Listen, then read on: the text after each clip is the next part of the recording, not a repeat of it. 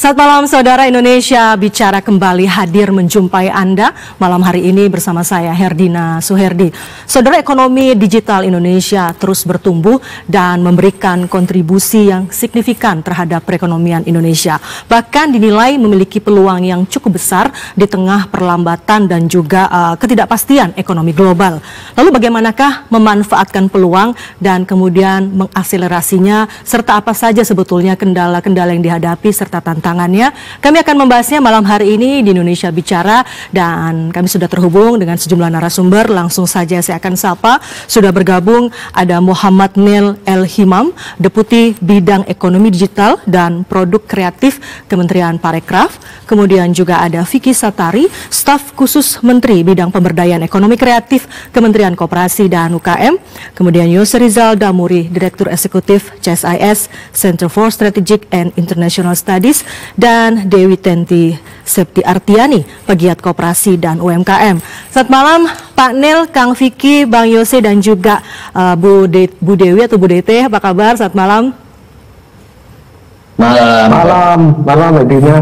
Baik, mudah-mudahan sehat-sehat semua dan kabar baik begitu ya. Kita tentu berharap juga demikian halnya dengan kondisi ekonomi digital kita. Saya ingin ke Pak Nil terlebih dahulu. Kalau kemudian disebut termasuk oleh Presiden Joko Widodo yang menyebut bahwa peluang ekonomi digital Indonesia semakin besar, bahkan terus bertumbuh, diprediksi hingga tahun 2030 semakin tinggi pertumbuhannya. Sejauh ini bagaimana sebetulnya perkembangan ekonomi digital, Pak Nil? Terima kasih Mbak Dina. Memang betul perkembangan ekonomi digital sangat luar biasa, terutama ketika terjadi pandemi kemarin. Terjadi force acceleration ya, jadi terakselerasi dengan amat pesat, di mana pada tahun 2023 kemarin setelah pandemi itu nilai ekonomi digital Indonesia itu mencapai lebih dari 77 miliar dolar ya, sekitar 80-an miliar dolar. Dan ini menandakan bahwa apa yang terjadi selama ini, kita bangkit dari sisi ekonomi digital bangkit sangat cepat, karena semua orang akhirnya bertransformasi ke arah digital, termasuk para UMKM kita yang akhirnya banyak bergantung atau banyak yang pindah ke platform digital untuk memasarkan produknya maupun menjual produknya. Dan dengan adanya berbagai platform e-commerce yang ada, termasuk juga untuk ride hailing ya, pemesanan makanan misalnya, itu sangat membantu teman-teman para UMKM, dan sehingga apa yang terjadi sekarang, ekonomi digital yang mendukung UMKM ini tumbuh sangat luar biasa. Baik, padahal kalau tadi disebutkan ada 77 miliar dolar dan berkontribusi signifikan terhadap perekonomian Indonesia, kira-kira artinya itu berapa persen kontribusi dari ekonomi digital ini? Sekitar 15%, Mbak. Jadi mungkin sekitar 15-20%, dan harapannya akan terus naik. Ditargetkan kalau tidak salah tahun 2030 itu mencapai hingga 30% nanti kontribusinya terhadap PDB nasional. Oke, saya menuju ke Kang Vicky. Kalau kemudian ini ada ekosistem ekonomi digital, bagaimanakah itu sudah dimanfaatkan oleh UMKM dan sejauh mana pemanfaatannya? Ya, terima kasih Mbak Dina. Jadi tadi betul apa yang disampaikan panel. Jadi sangat potensial ekonomi digital itu kan satu keniscayaan.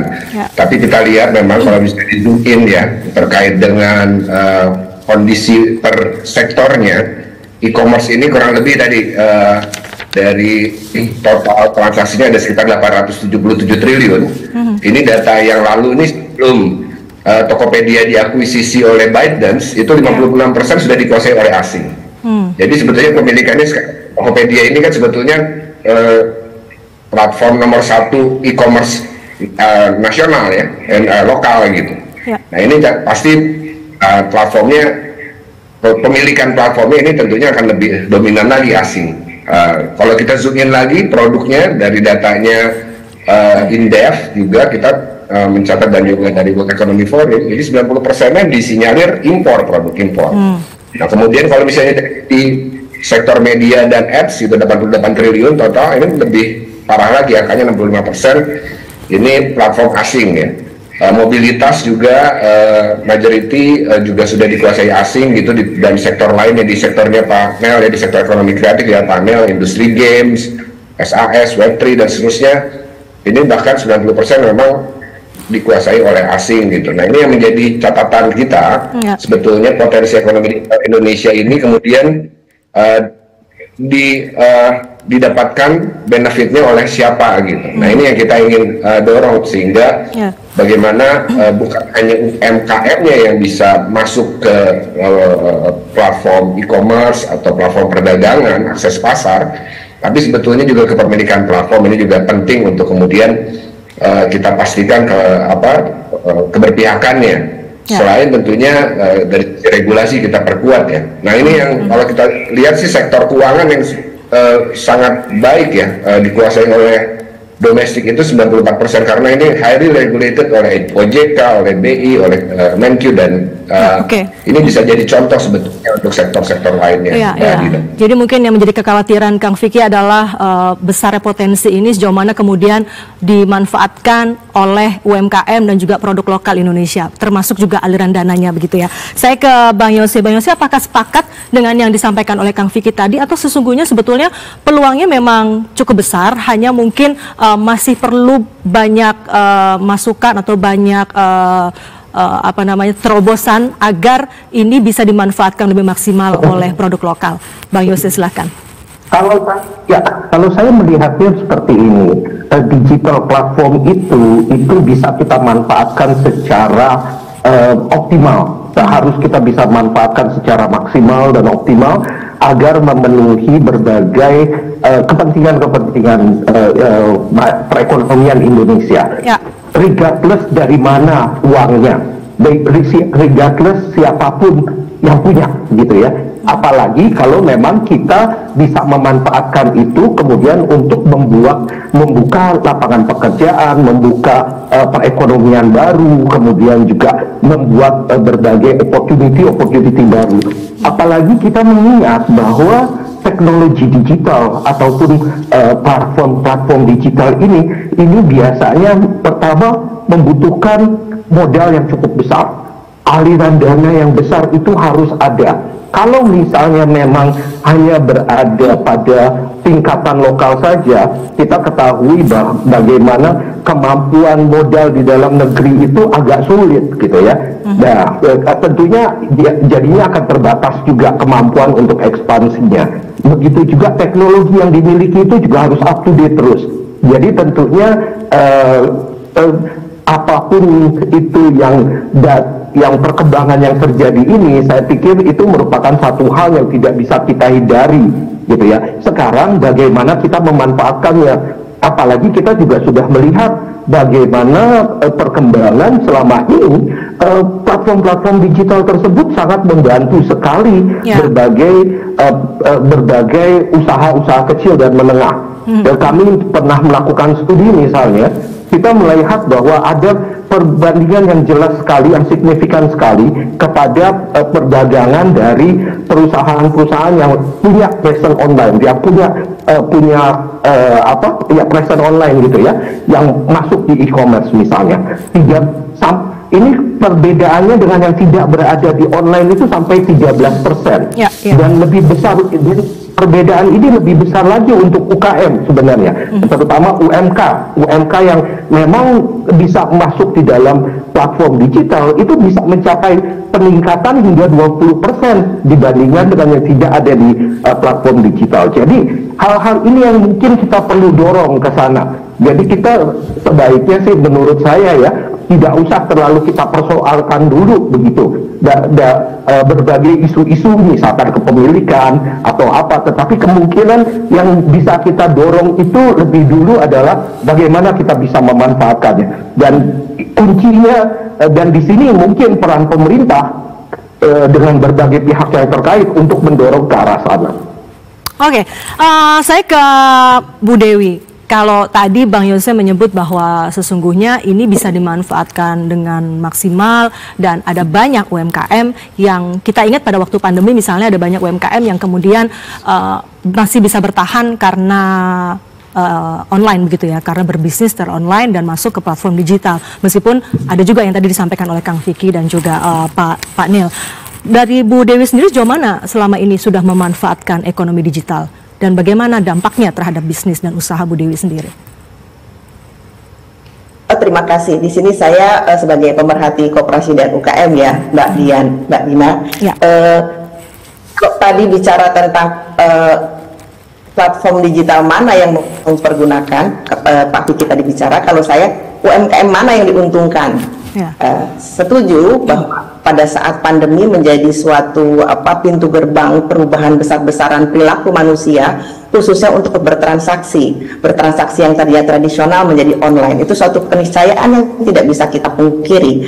Nah, hanya saja di sini kadang-kadang orang cuman melihat endingnya, dalam artian berapa besarannya, berapa transaksi berputar seperti itu, tapi tidak melihat bagaimana tergopoh-gopohnya para pelaku UMKM yang berusaha untuk catch up terhadap perubahan tersebut.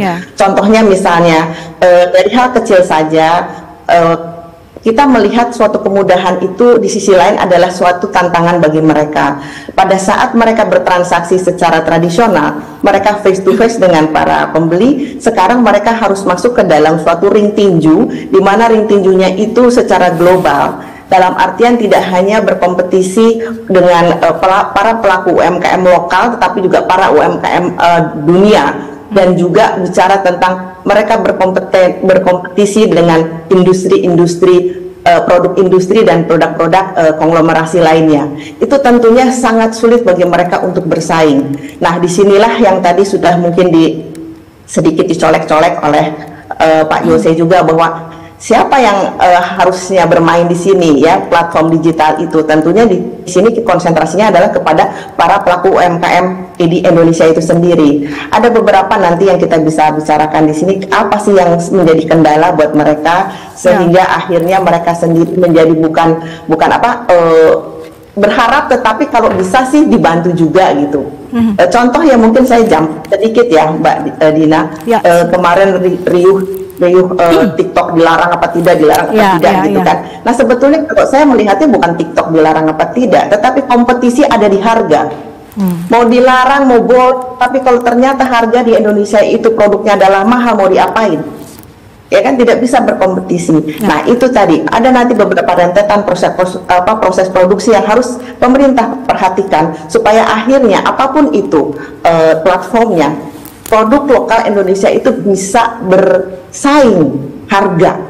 Karena kalau saingan dengan harga-harga pabrikan dan segala macam, kita akan kalah. Seperti itu mungkin. Jadi bukan saja di platform digitalnya begitu ya.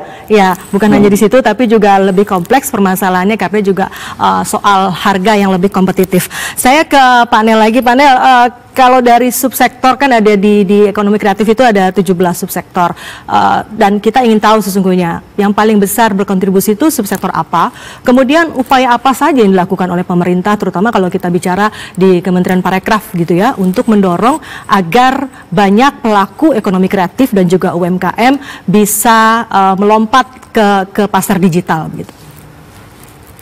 Baik. Kalau 17 subsektor, kalau untuk dalam negeri subsektor unggulan itu ada di kuliner, kemudian fashion dan kriya. Sedangkan untuk ekspor agak sedikit terbalik, jadi fashion dulu, kriya baru kuliner untuk diekspor. Itu nilainya kalau ekspor produk kreatif itu mencapai tahun kemarin itu hampir 24 miliar dolar ya, atau sekitar 400 triliun. Nah, sedangkan untuk yang di dalam negeri, kita harus kembalikan dulu Mbak, kalau dibilang tadi sektor ekrafnya, kalau ekraf itu sudah ada undang-undangnya, Undang-Undang Ekonomi Kreatif nomor 24 tahun 2019, di mana didefinisikan di situ bahwa ekonomi kreatif adalah perwujudan nilai tambah dari kekayaan intelektual ya, yang berasal dari kreativitas manusia berbasis 3 hal: warisan budaya, ilmu pengetahuan, dan teknologi. Jadi nanti kalau mau dibilang sektor ekonomi usaha ekonomi kreatif ya memang harus berbasis kekayaan intelektual. Nah, kalau saya selalu bilang ke teman-teman, kalau untuk teman-teman UMKM, jadi selemah-lemahnya kalau bilang nanti kuliner, jadi kalau menurut saya selemah-lemahnya iman di dalam ekonomi kreatif itu yang punya merek, Mbak Dina. Jadi nanti ke depan yang namanya merek IP inilah yang menjadi kekuatan di ekonomi kreatif. Ya, kalau mereknya sudah mulai naik, brandnya sudah mulai kuat, biasanya nanti bisa dilarikan lewat franchise. Ya, oke. Kalau gitu izin panel. Kira-kira itu menurut saya kekuatannya dari ekonomi kreatif. Oke, kalau begitu mungkin begini pertanyaannya, apa upaya yang dilakukan oleh Kementerian Parekraf untuk memperkuat kompetensi produk Indonesia agar bisa bersaing begitu dengan produk lain? Kan kalau nggak salah dulu ada soal kemasan yang kemudian itu juga akhirnya dibantu untuk diperbaiki begitu. Apa saja sebetulnya usahanya? Yes, itu Mbak tadi. Pertama yang tadi masalah ke intelektual dulu, nanti ke intelektual dari brand termasuk juga perbaikan dari kemasan. Ya, kemasan terutama untuk sektor kuliner kria itu kemasannya diperbaiki. Kemudian transformasi digital juga tentunya. Selain mengajarkan yang hal-hal yang sifatnya fundamental juga masuk ke digital, di mana cara memasarkannya, walaupun kita tidak ngajarin mereka fotografi secara langsung, tapi lebih kepada bagaimana memasarkan produk mereka. Seperti itu Mbak, jadi banyak bimbing laksanakan. Baik, Kang Vicky tadi sempat disinggung juga oleh Bang Yose bahwa mungkin sebaiknya kita lebih kepada bagaimana memaksimalkan ekonomi digital ini.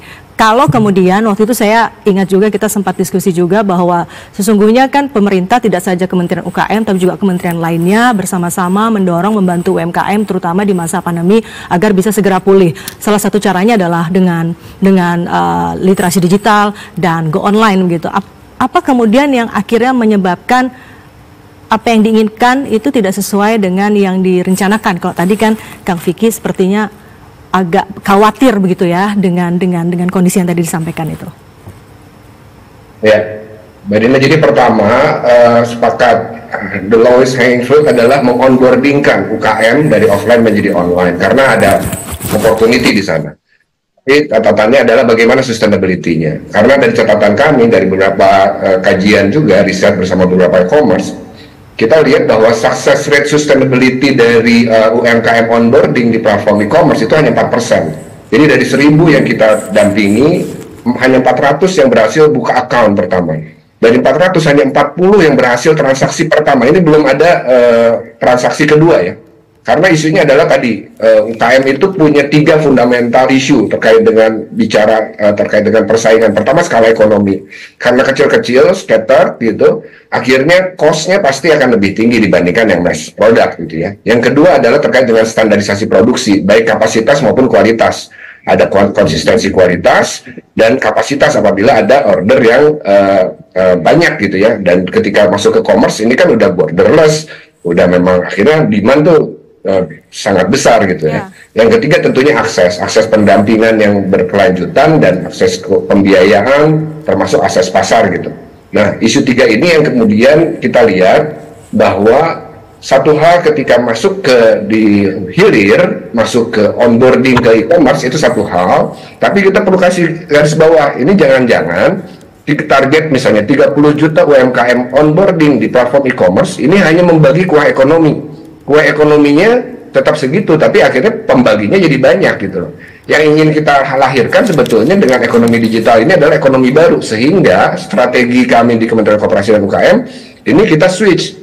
Bukan berarti ditinggal ya, yang terkait dengan onboarding itu terus isu terkait dengan literasi, digitalisasi gitu ya, terkait dengan kualitas kapasitas produk gitu, tetap kita proses, kita buat rumah produksi bersama untuk bicara collective processing agar biaya produksinya juga bisa lebih efisien gitu ya.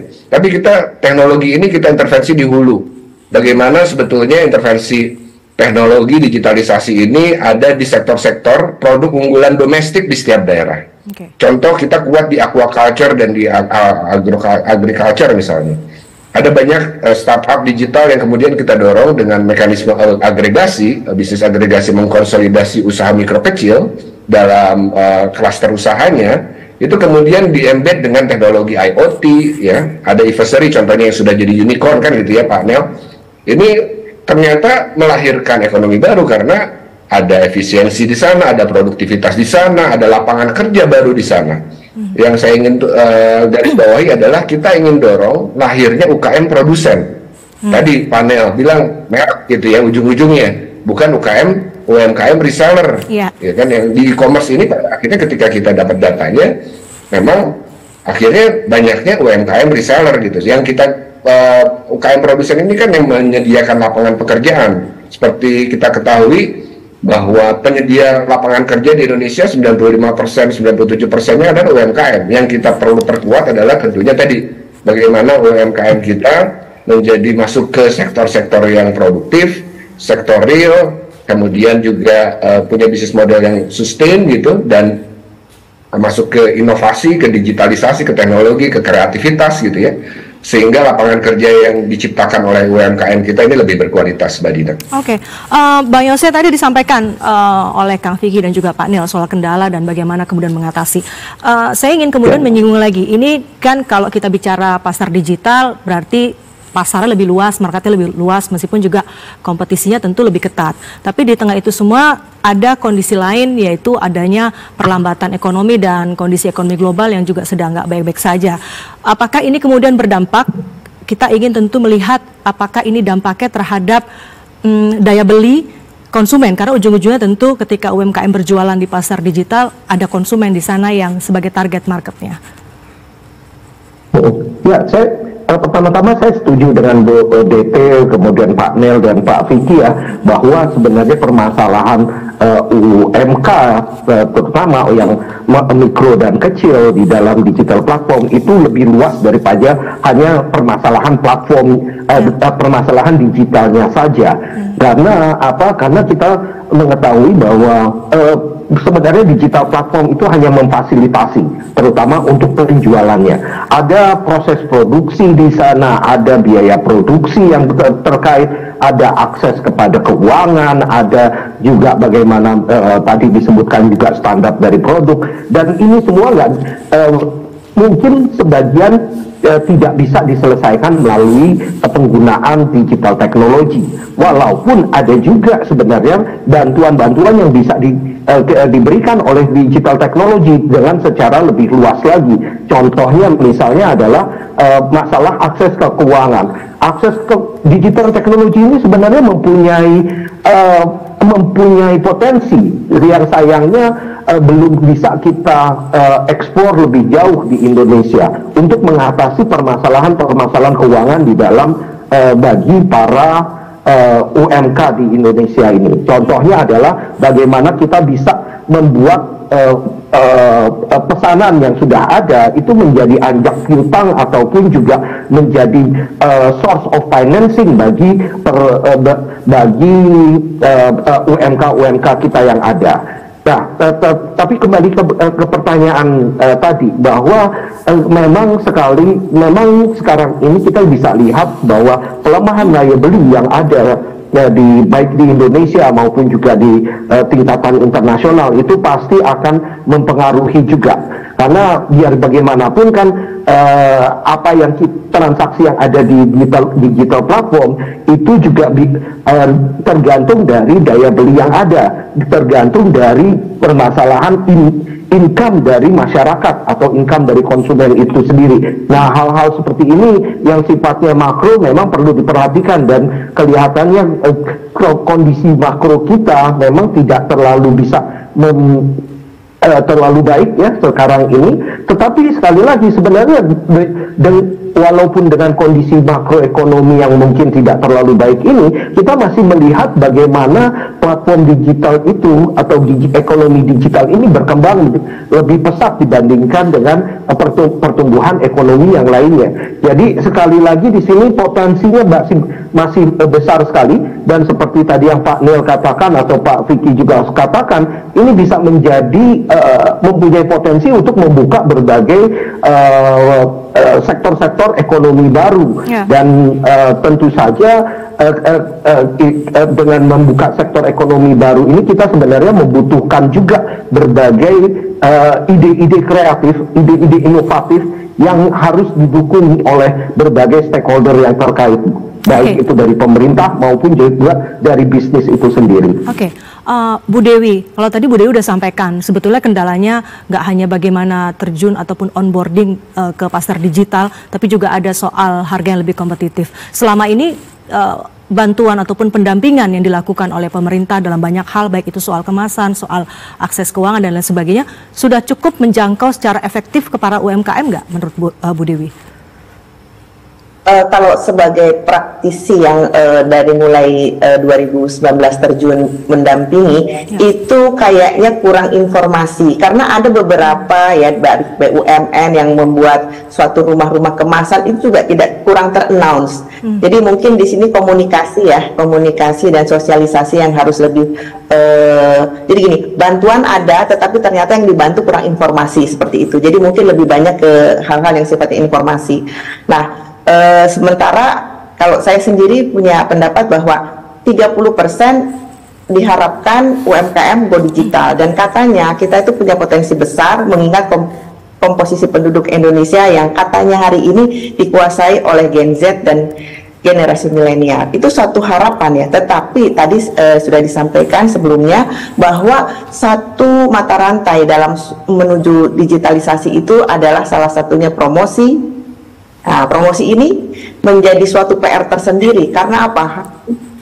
Ya, PR pertama karena apa? Di dalam itu perlu punya peralatan, perlu punya skill, knowledge tersendiri. Nah, kalau dulu mungkin Pak BUMN atau kementerian itu menyediakan rumah kemasan atau rumah produksi, sekarang mungkin sudah harus menuju ke rumah digital atau tadi yang kolektif produksi itu Pak Vicky. Kemudian tentang penjualannya bagaimana, ya kan? Pembayaran sekarang sudah kris dan segala macam sudah lebih gampang ya.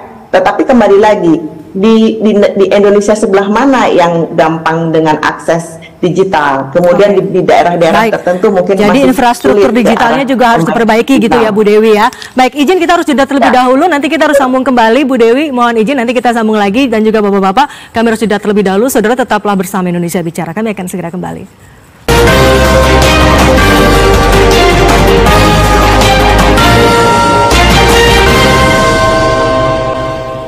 Terima kasih Anda kembali bersama kami di Indonesia Bicara, dan kita lanjutkan lagi perbincangan mengenai potensi ekonomi digital. Saya melanjutkan lagi tadi sebelum jeda ke Bu Dewi. Tadi kita sempat terputus pada saat jeda. Tadi Bu Dewi menyebutkan bahwa sesungguhnya bukan hanya soal melek digital, tapi juga bagaimana infrastruktur digitalnya ini menjangkau di seluruh Indonesia.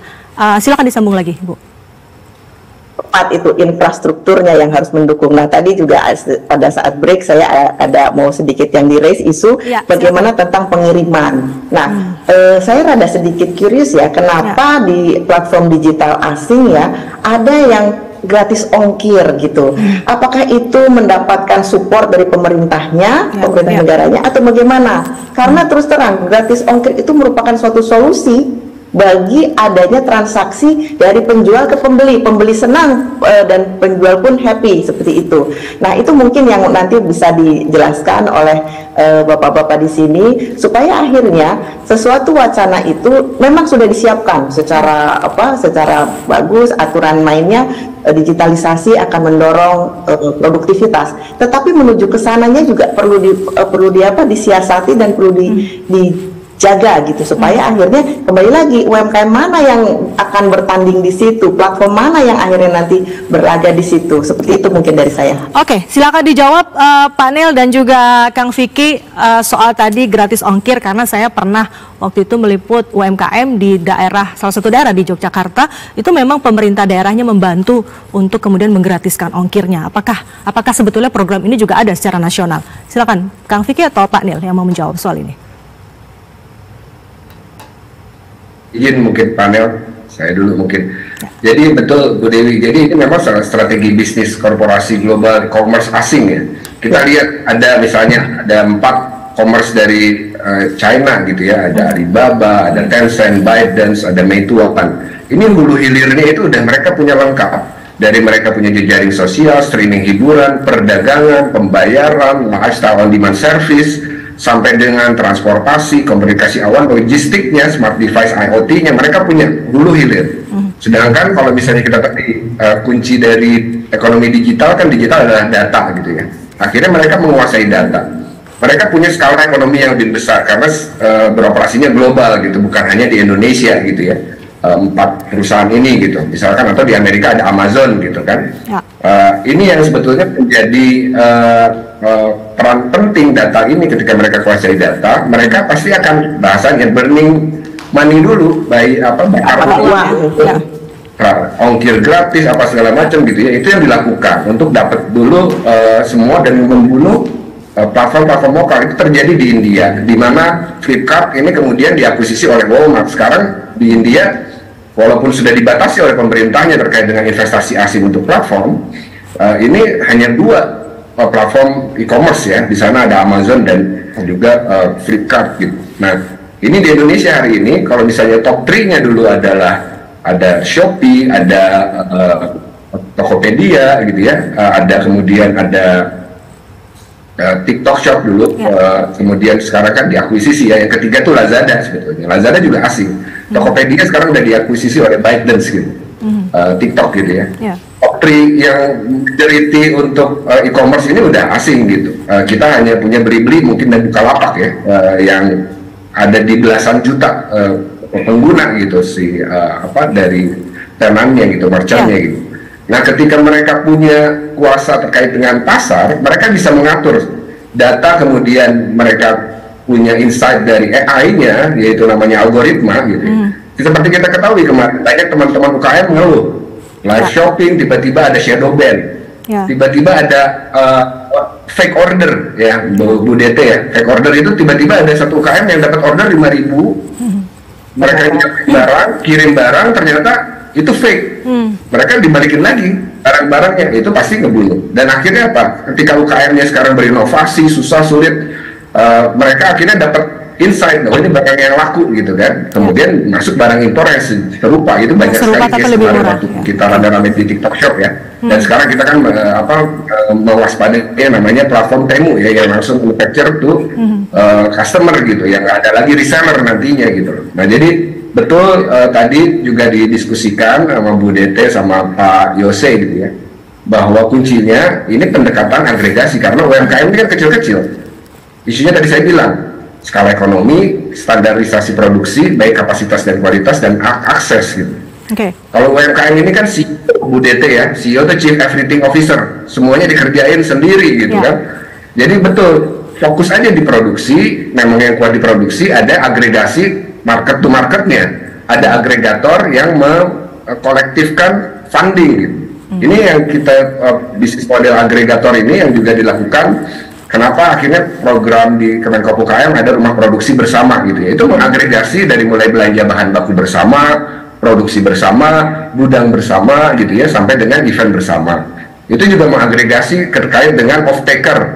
Pembiayaan juga akhirnya bisa 2, ada pembiayaan hulu, kalau di peta pertanian misalnya untuk on-farm bisa pakai KUR, kalau agregatornya koperasi di tengah, ada pembiayaan agregasinya bisa pakai LPDB gitu ya, itu lembaga pengelola dengan. Baik, Kang Vicky, izin mungkin Pak Nel bisa menanggapi juga ataupun menambahkan. Pak Nel silakan soal itu tadi. Saya rasa apa disampaikan Pak Mas Kang Vicky tadi udah semuanya. Jadi intinya memang seperti tadi, pasti ada strategi dari mereka sendiri, karena mereka sifatnya sudah global company ya, global company yang mungkin investornya sudah nggak berseri uangnya, jadi apapun bisa lakukan. Jadi apapun yang lakukan juga untuk menguasai pasar tertentu. Jadi kalau mereka tadi kasih free ongkir di Indonesia ya karena tujuan utamanya tadi untuk menguasai pasar Indonesia. Saya rasa begitu, Mbak. Oke, baik. Bang Yose mungkin punya pandangan berbeda atau seperti apa soal ini? Ya, kalau saya melihat bahwa saya setuju dengan Pak Vicky tadi mengatakan bahwa ini masalah skala gitu ya, masalah bagaimana penguasaan dari ujung ke ujung gitu di dalam digital platformnya itu sendiri.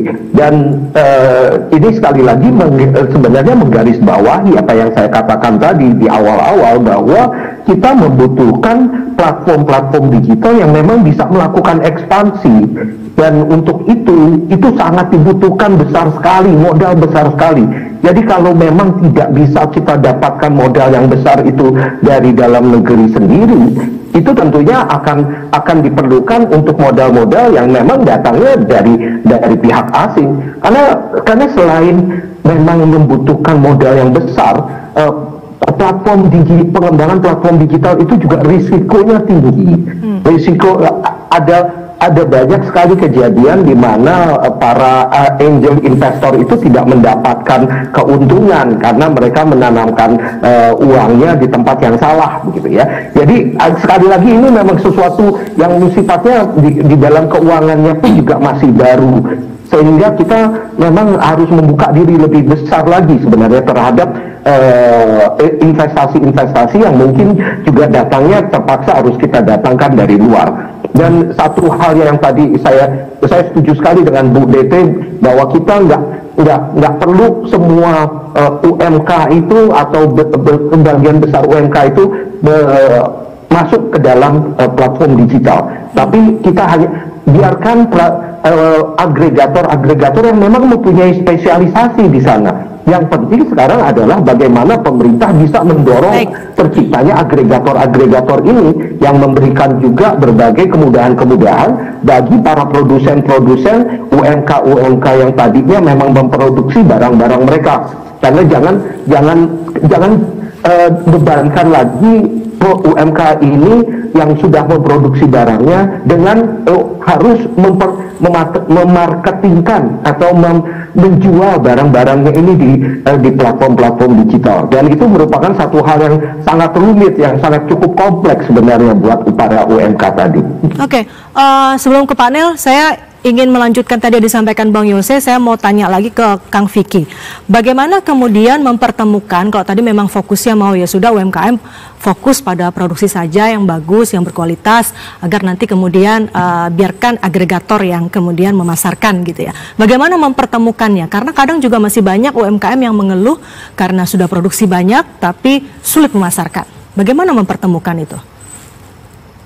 Ya, sebetulnya ada beberapa pendekatan ya. Jadi ada sekarang banyak inisiatif inkubasi atau inkubator. Ada yang disebut juga akselerator, ada enabler, ada agregator gitu ya. Empat institusi ini sebetulnya punya bisnis model mirip-mirip, mengagregasi, tapi misalnya inkubasi memperkuat dari sisi SDM-nya, capability-nya gitu. Nah kemudian kalau enabler dan akselerator biasanya dia mempertemukan dengan off-taker-nya gitu ya. Agregator itu lebih 360 gitu sebetulnya. Nah ini yang sebetulnya kita cari, banyak sebetulnya sudah kita identifikasi ya dengan banyak institusi juga, kementerian lembaga, BUMN gitu, dan kampus. Banyak sebetulnya bisnis model terkait dengan agregator ini gitu. Ada satu misalnya agregator di produk kria yang masuk produk ekspor global ya. Ini dia supply untuk brand-brand internasional, tapi pengrajinnya atau produksinya itu pakai UKM-UKM, sentra-sentra ada di Jawa Barat, ada di Jawa Tengah, Jawa Timur, di Jogja gitu ya. Tapi dia membuat standarnya gitu. Jadi QC/QA-nya by default oleh agregator tersebut gitu ya. Dia juga sudah terakses dengan lembaga pembiayaan gitu ya. Jadi sebetulnya juga jalurnya ada begitu ya Kang Vicky ya. Hanya tinggal mungkin masalahnya di sosialisasi agar UMKM ini tahu bahwa jalur itu ada. Izin karena waktu kita terbatas, saya mau ke... Dan satu lagi sebenarnya kalau boleh, satu lagi permasalahannya adalah skala. Sekali lagi skalanya.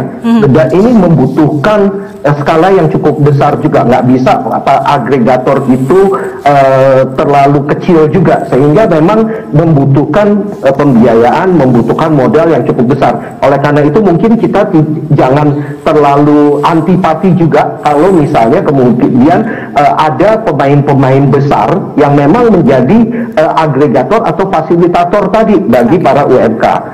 Yang penting itu adalah bagaimana UMK bisa mendapatkan akses kepada para fasilitator tadi ini. Oke, dari Pak Nel mungkin mau menambahkan soal ini. Tentu upaya yang dilakukan Kementerian Parekraf bukan hanya memperbesar ataupun meningkatkan kompetensi dari pelaku ekraf, tapi juga adakah upaya-upaya untuk mempertemukan para pelaku ekraf, termasuk di dalamnya di sana ada kuliner, fashion dan sebagainya, ke agregator yang tadi disampaikan, sehingga memasarkannya juga bisa lebih baik. Baik Mbak, jadi kalau kebetulan di tempat kami itu juga ada beberapa program yang terkait dengan walaupun tidak langsung ya, terkait dengan agregator, seperti misalnya program terkait dengan pengembangan startup digital. Dari situ ada beberapa juga agregator ini yang berbentuk startup ya, mulai dari startup. Nah ini tentunya kita gandengkan dengan program-program lain di Parekraf, terutama yang terkait dengan pengembangan usaha, pengembangan produk. Jadi seperti apresiasi kreasi Indonesia yang ada di kami itu saat ini total sudah sekitar 1.600 ya pelaku ekonomi kreatif yang skalanya UMKM tadi yang dibina dan kita hubungkan. Kita hubungkan dengan para agregator ini, terutama yang sudah siap ekspor misalnya ya, kita hubungkan dengan beberapa startup yang memang memang fokusnya untuk ekspor, ataupun untuk yang tadi berjualan di platform e-commerce melalui model-model semacam dropshipper gitu ya. Startup yang berbentuk dropshipper itu juga ada ternyata yang bisa membantu teman-teman para kreator ini. Oke, dan kalau kemudian kita bicara ini yang disebut bahwa peluangnya cukup besar, apalagi di Indonesia ini kan jumlah pengguna internetnya cukup tinggi dan pemilik handphone atau telepon seluler di Indonesia juga lebih dari 300 juta, apalagi penduduk Indonesia hanya 275 juta. Artinya satu orang bisa punya beberapa handphone. Itu mungkin yang harusnya bisa kita manfaatkan lebih, tidak saja sekedar kemudian kita jadi pasar gitu ya. Nanti di segmen berikutnya atau segmen terakhir saya ingin masukan dari para narasumber semua agar apa yang kita anggap sebagai potensi ini bisa betul-betul termanfaatkan dengan baik untuk UMKM kita dan untuk produk lokal Indonesia. Kita akan jeda terlebih dahulu, saudara, tetaplah bersama kami. Indonesia Bicarakan segera kembali.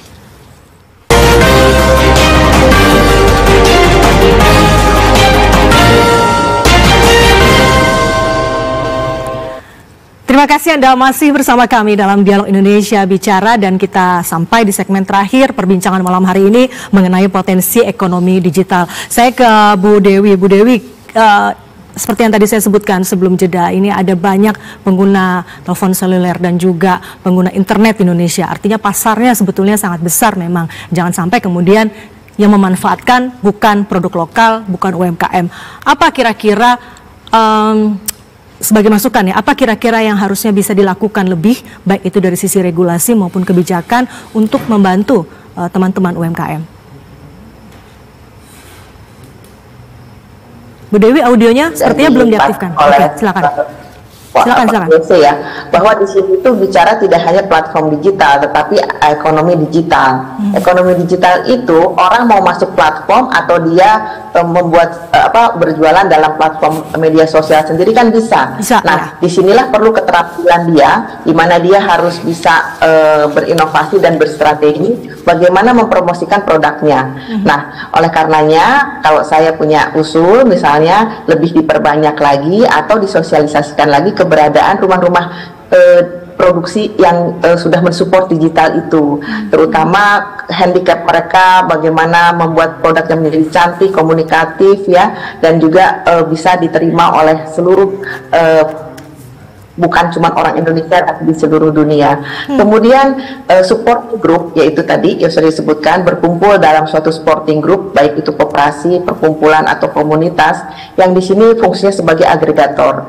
Jadi di situ betul-betul ada pemilahan di mana UMKM itu hanya berproduksi saja, sementara yang lainnya tugasnya diambil alih untuk dipermudah penjualannya oleh agregator tersebut. Nah, kemudian terakhir adalah dengan mempergunakan atau bernaung dalam suatu kolektif mark atau one brand atau mark kolektif, di mana di situ para pelaku UMKM dalam satu bidang jasa atau produksi bisa dalam satu rumah bersama merek, di mana itu akan sangat membantu dari tadi seperti Pak Vicky bilang, dalam pembelian bahan baku, proses produksi, promosi, pemasaran. Nah, itu juga mungkin PR buat kita bersama ya Pak Nel ya, untuk dapat supaya merek kolektif ini lebih bisa diterima dan dimanfaatkan oleh masyarakat di Indonesia. Mungkin itu dari saya. Ya. Bu Dewi, sebelum saya ke tiga narasumber lainnya, tadi menekankan beberapa kali soal sosialisasi harusnya lebih baik begitu ya, terutama soal keberadaan rumah produksi. Ini kan tentu bukan hanya tugas dari kementerian yang berada di pemerintah pusat, tapi juga pemerintah daerah. Sejauh ini dari pengamatan Bu Dewi, bagaimana komitmen pemerintah daerah soal mendorong bertumbuhnya UMKM, terutama yang ingin ke ekonomi digital, baik ke platform maupun media sosial? Apabila kita melihat dalam konteks pandemi mereka giat ya, tetapi kemudian saya kurang lagi terinfo setelah pandemi karena mix up antara yang kembali lagi kepada platform tradisional dengan yang digital. Seharusnya sih tetap ya dijaga dan justru ditambah di upscale berkenaan dengan produk-produk itu supaya bisa dipromosikan secara baik. Karena seperti tadi Mbaknya bilang, bisa satu orang bisa 2 atau 3 HP, oleh karena itu harus dimanfaatkan. Bagaimana pemanfaatannya? Yaitu melek teknologi, melek digital ya, supaya akhirnya bisa meningkatkan produksinya seperti itu. Baik, saya ke Pak Nil. Pak Nil, kira-kira langkah konkret apa yang akan difokuskan dalam waktu dekat ini untuk mempercepat dan mengakselerasi potensi yang besar ini begitu? Baik, ya, tentunya terkait utama masalah kualitas ya, Mbak Dina ya. Kalau saya berpikir tadi, kalau langkah konkretnya mungkin harus dipisahkan antara yang tadi yang mikro yang memang pasarnya sangat lokal, hyperlokal, kemudian yang mulai lagi yang kecil, yang sudah mulai ke regional dan seterusnya, hingga yang menengah mungkin yang sudah bisa ekspor, agar fokus. Jadi agar setiap intervensi dari pemerintah maupun dari teman-teman lain di industri bisa fokus tadi ya, bisa fokus, dan ini tentunya akan sangat membantu ke depan terkait juga dengan nanti bagaimana UMKM ini bisa bertumbuh. Kalau langkah konkret kami yang lain tentunya juga termasuk ya tadi digitalisasi, terkait masih kita akan tetap lakukan yang namanya bedah desain kemasan ini untuk mulai berkembang juga, tidak hanya di di kuliner tapi juga di fashion kriya gitu ya, untuk packagingnya dan di produk yang lain. Kemudian juga untuk menginkubasi produk-produk unggulan, karena kami juga mendapat tugas untuk menginkubasi produk-produk unggulan di tiap daerah, terutama di daerah prioritas, daerah tujuan wisata yang prioritas dan super prioritas. Demikian Mbak. Iya, saya tahu Kementerian Parekraf itu tadi juga panel menyebut punya program AKI begitu ya. Itu tentu juga harus butuh dukungan dari pemerintah daerah. Seperti yang saya sama, bagaimana komitmen pemerintah daerah untuk mendukung pelaku ekonomi kreatifnya? Ya, dan kalau untuk pemerintah daerah, dari kami sudah mulai sejak 2 tahun lalu untuk mendorong mereka untuk membantu para UMKM-nya, terutama UMKM-nya terkait misalnya dengan pendaftaran kekayaan intelektual. Jadi mereka sudah banyak yang mulai membantu, mulai melek terkait dengan pentingnya kekayaan intelektual. Bahkan tahun ini boleh saya sebutkan di sini, Pemprov Jakarta kemarin mendapat penghargaan dari WIPO Global Award dari World Intellectual Property Organization, di bawahnya UN Global, karena berhasil mendaftarkan 10.000 merek buat para UMKM-nya di Jakarta. Jadi ini luar biasa apresiasi buat teman-teman di Jakarta. Baik, saya ke Bang Yose. Bang Yose, terakhir juga masukan apa untuk semua pihak ya, tentu tidak hanya pemerintah pusat tapi juga stakeholder terkait gitu. Saya pikir banyak yang sudah kita diskusikan ya selama 1 jam belakangan ini. Apalagi Bu Dete tadi sudah memberikan berbagai saran-saran yang saya pikir cukup baik sekali kalau kita bisa tindak lanjuti, follow up lebih jauh lagi. Tapi saya di sini cuma mau memberikan satu saran bahwa mungkin kita juga perlu melihat berbagai platform digital, terutama e-commerce ini secara lebih integratif gitu loh, untuk dimanfaatkan oleh UMKM ini. Di sini sekarang kita melihat bahwa di Indonesia ini platform e-commerce itu hanya digunakan bagi para UMKM, misalnya menjual barangnya kepada konsumen. Platform e-commerce belum digunakan misalnya untuk bagaimana memfasilitasi UMKM juga sudah untuk mendapatkan barang-barang kebutuhan produksi mereka. Di situ jadi ada supply chain gitu. Harusnya platform e-commerce ini bisa bekerja berdasarkan supply chain tadi. Mereka bisa UMKM yang membutuhkan part dan komponen, yang membutuhkan bahan baku, itu bisa mencarinya melalui e-commerce juga. Dan mungkin harus dibedakan ya, yang B2C yang sekarang ini ada dengan yang B2B, punya skemanya mungkin berbeda. Itu satu hal. Jadi frameworknya adalah supply chain tadi. Hal yang lain juga adalah masalah di dalam keuangannya. Kita juga melihat bahwa e-commerce yang ada sekarang ini sudah memfasilitasi pembayaran antara bisnis dengan konsumen. tetapi dia juga sebenarnya punya potensi untuk memfasilitasi pembiayaan yang dibutuhkan oleh bisnisnya itu sendiri.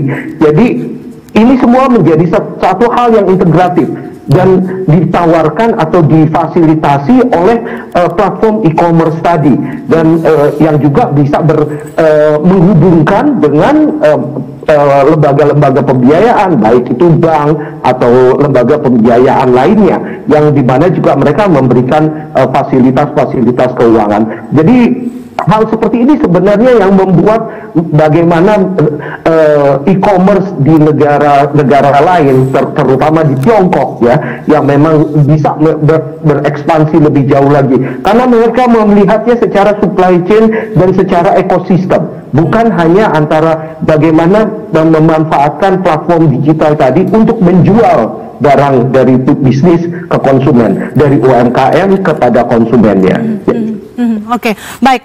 Terakhir, Kang Vicky, apa kemudian kalau dari Kementerian Koperasi dan UKM, apa langkah konkret ataupun terobosan yang lebih gitu yang akan dilakukan ke depan untuk mempercepat ini agar peluangnya betul-betul bisa ditangkap oleh UMKM? Ya, sekali lagi yang kita ingin dorong terkait dengan kemaslahatan ekonomi digital ini adalah melahirkan UMKM produsen. Ya, bukan reseller, ya punya produk yang punya brand pada akhirnya tadi. Terkait dengan brandnya nanti kita kolektifkan, kita buat brand bersama, pendekatan agregasi gitu ya, itu menjadi strategi strategi yang lain. Tapi kembali kita ingin mengintervensi, kita sekarang lagi memetakan, Mbak Dina ya, ada dari 37 provinsi ini potensi unggulan domestik, ada yang kuat di perikanan, ada yang kuat di rumput laut, di coklat, di misalkan di pertanian, di hortikultura dan lain sebagainya. Ini yang kemudian kita bangun supply chain-nya, ekosistemnya, intervensi teknologi masuk ke di situ, ya. Terus kemudian bagaimana kita juga memastikan off-taker-nya, mitranya tadi industri besar yang punya kemampuan itu udah dibuat beberapa komoditas di beberapa produk gitu ya. Pasti di ujungnya tuh ada industri besar atau bahkan BUMN atau sampai dengan market global sampai ekspor gitu ya. Tapi UMKM-nya diagregasi oleh agregator di tengah. Agregatornya ini yang punya kemampuan kapasitas dari sisi QC dan QA-nya, dari assurance dan dari quality control-nya gitu. Yang kemudian mendampingi, memastikan ini bisa sustain.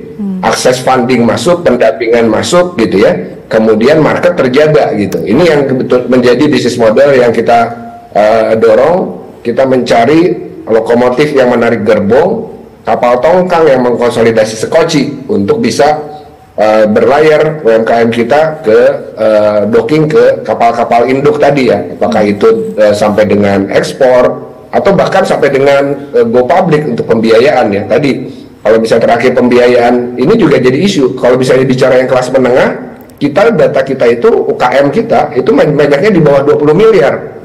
Sedangkan untuk bisa go public, yang sustain itu, di luar papan akselerasi, itu 50 miliar, 60 miliar. Nah ini sebetulnya, kita lagi melakukan pendekatan. Coffee shop, kita gabung, kita akan go public bersama gitu. Karena kalau biayanya dari public, akan lebih murah pastinya dibandingkan di biaya perbankan. Baik, Kang Vicky. Demikian, Mbak Dina. Iya, baik. Diskusi kita malam ini tentu memberikan gambaran buat kita semua bahwa di balik kendala dan tantangan yang dihadapi UMKM, ada banyak upaya sebetulnya dilakukan oleh berbagai pihak dan stakeholder untuk terus mendorong agar UMKM, pelaku ekonomi kreatif, ya bisa kemudian besar di ekonomi digital. Terima kasih narasumber kita malam ini, Pak Neil, Kang Vicky, Bang Yosi dan juga Bu Dewi sudah berbincang bersama kami di Indonesia Bicara malam hari ini. Sehat selalu dan tentu saja sukses untuk ekonomi Indonesia. Selamat malam, terima kasih. Ya, saudara, ini sekaligus mengakhiri perbincangan kami di Indonesia Bicara malam hari ini. Atas nama kerabat kerja yang bertugas, saya Herdina Suherdi, pamit undur diri. Terima kasih, selamat malam dan sampai jumpa.